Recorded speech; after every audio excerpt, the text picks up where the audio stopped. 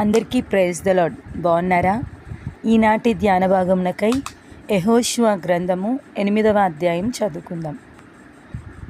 మరియు యెహోవా యెహోషువతో ఇట్లనెను, భయపడకుము, జడియకుము, యుద్ధ సన్నద్ధులైన వారినందరినీ తోడుకొని హాయి మీదికి పొమ్ము.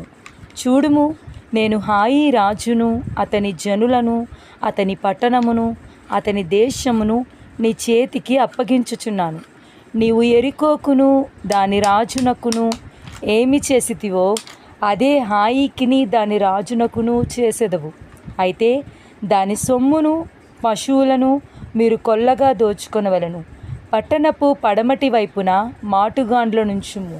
యెహోషువయు యోధులందరూ హాయి మీదికి పోవలనని ఉండగా యెహోషువ పరాక్రమము గల 30,000 శూరులను ఏర్పరచి రాత్రివేళ వారిని పంపి వారికి ఆజ్ఞాపించినదేమనగా, ఈ పట్టణమునకు పడమటి వైపున మీరు దాని పట్టుకొన చూచుచు పొంచి ఉండవలెను. పట్టణమునకు బహుదూరమునకు వెళ్ళక మీరందరూ సిద్ధపడి ఉండుడి. నేనును నాతో కూడానున్న జనులందరూ పట్టణమునకు సమీపించదము. వారు మునుపటి వలె మమ్మును ఎదుర్కొనుటకు బయలుదేరగా మేము వారి ఎదుట నిలువలేక పారిపోదుము.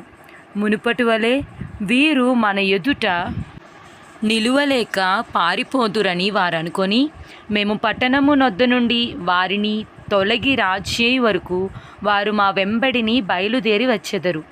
మేము వారి ఎదుట నిలువక పారిపోయినప్పుడు మీరు పొంచి ఉండుట మాని లేచి పట్టణమును పట్టుకొనుడి. మీ దేవుడైన యెహోవా మీ చేతికి దానిని అప్పగించును. మీరు ఆ పట్టణమును పట్టుకొనినప్పుడు యెహోవా మాట చొప్పున జరిగించి దానిని తగులబెట్టవలెను.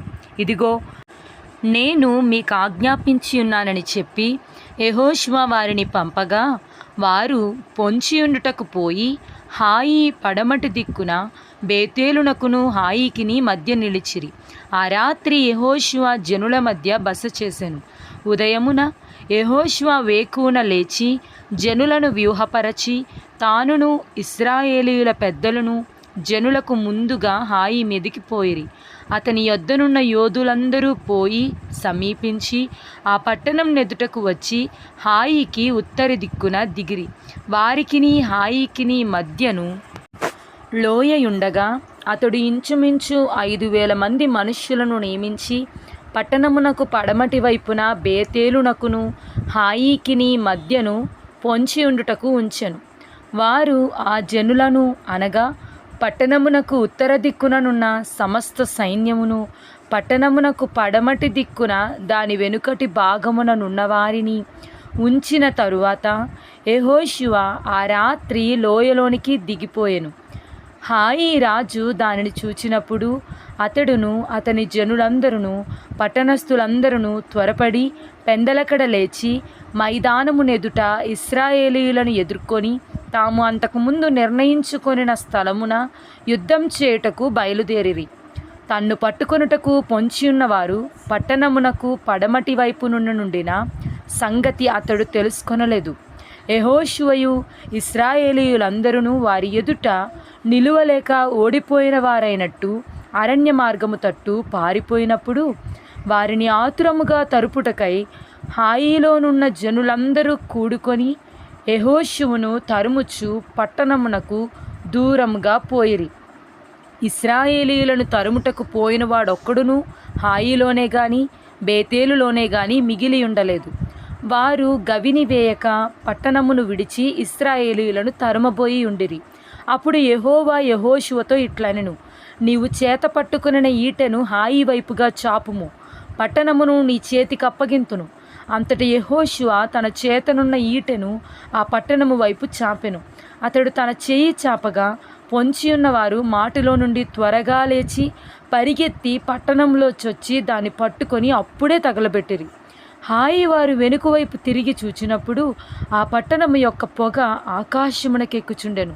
అప్పుడు అరణ్యమునకు పారిపోయిన జనులు తిరిగి తమ్మును తరుముచున్న వారి మీద పడుచుండిరి గనుక ఈ తట్టైనను ఆ తట్టైనను పారిపోవుటకు వారికి వీలు లేకపోయెను. పొంచియున్నవారు పట్టణమును పట్టుకొని ఉండుటయు పట్టణపు పొగ ఎక్కుచుండుటయు యెహోషువయు ఇశ్రాయేలీయులందరూ చూచినప్పుడు వారు తిరిగి హాయి వారిని హతం చేసిరి. తక్కిన వారును పట్టణంలో నుండి బయలుదేరి వారికి ఎదురుగా వచ్చిరి. అట్లు ఈ తట్టు కొందరు ఆ తట్టు కొందరు ఉండగా హాయి వారు ఇశ్రాయేలీయుల నడుమ చిక్కుబడిరి. గనుక ఇశ్రాయేలీయులు వారిని హతము చేసిరి. వారిలో ఒక్కడునూ మిగులలేదు, ఒక్కడునూ తప్పించుకొనలేదు. వారు హాయి రాజును ప్రాణంతో పట్టుకొని యెహోషువ యొద్దకు తీసుకొని వచ్చిరి. బీటిలోను పొలములోను హాయి నివాసులను తరిమిన ఇశ్రాయేలీయులు వారిని చంపుట చాలింపగా కత్తివాత కూలక మిగిలిన వాడొక్కడునూ లేకపోయినప్పుడు ఇశ్రాయేలీయులందరూ హాయి యొద్దకు తిరిగి వచ్చి దానిని కత్తివాతను నిర్మూలం చేసిరి. ఆ దినమున పడిన స్త్రీ పురుషులందరూ 12,000 మంది. యెహోషువ హాయి నివాసులందరినీ నిర్మూలం చేయవరకు ఈటెను పట్టుకొని చాచిన తన చేతిని తిరిగి ముడుచుకొనలేదు. యెహోవా యెహోషువకు ఆజ్ఞాపించిన మాట చొప్పున ఇశ్రాయేలీయుల ఆ పట్టణములోని పశువులను సొమ్మును తమ కొరకు కొల్లగా దోచుకొనిరి.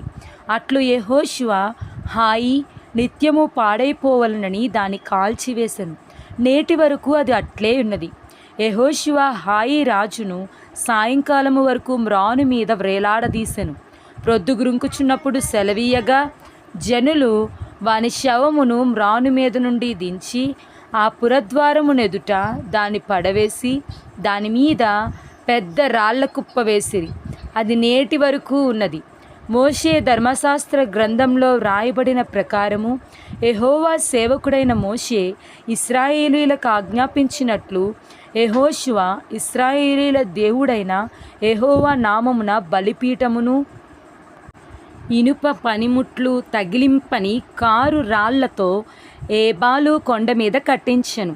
దాని మీద వారు యెహోవాకు దహన బలులను సమాధాన బలులను అర్పించిరి. మోషే ఇశ్రాయేలీయులకు వ్రాసి ఇచ్చిన ధర్మశాస్త్ర గ్రంథమును ఒక ప్రతిని అతడు అక్కడ ఆ రాళ్ల మీద వ్రాయించెను. అప్పుడు ఇశ్రాయేలీయులను దీవించుటకు యెహోవా సేవకుడైన మోషే పూర్వము ఆజ్ఞాపించినది జరుగవలనని పరదేశులేమి వారిలో పుట్టినవారేమి ఇశ్రాయేలీయులందరూ వారి పెద్దలను వారి నాయకులను వారి న్యాయాధిపతులను యెహోవా నిబంధన మందసమును మోయు యాజకులైన లేవీయుల ముందర ఆ మందసమునకు ఈ వైపున ఆ వైపున నిలిచిరి. వారిలో సగము మంది గెరీజీము కొండ ఎదుటను సగము మంది ఏబాలు కొండ ఎదుటను నిలువగా యెహోషువ ఆ ధర్మశాస్త్ర గ్రంథంలో రాయబడిన వాటినన్నిటిని బట్టి ఆ ధర్మశాస్త్ర వాక్యములనన్నిటినీ అనగా దాని దీవెన వచనమును దాని శాపవచనమును చదివి వినిపించెను. స్త్రీలను పిల్లలను వారి మధ్య నుండి పరదేశులను వినుచుండగా యెహోషువ సర్వ సమాజమునెదుట మోషే ఆజ్ఞాపించిన వాటన్నిటిలో చదువక విడిచిన మాట ఒక్కటియూ లేదు. దేవుడు తన పరిశుద్ధ వాక్యమును మన ఆత్మల మేలు నిమిత్తమై దీవించునుగాక. Amen. Praise the Lord. God bless you all.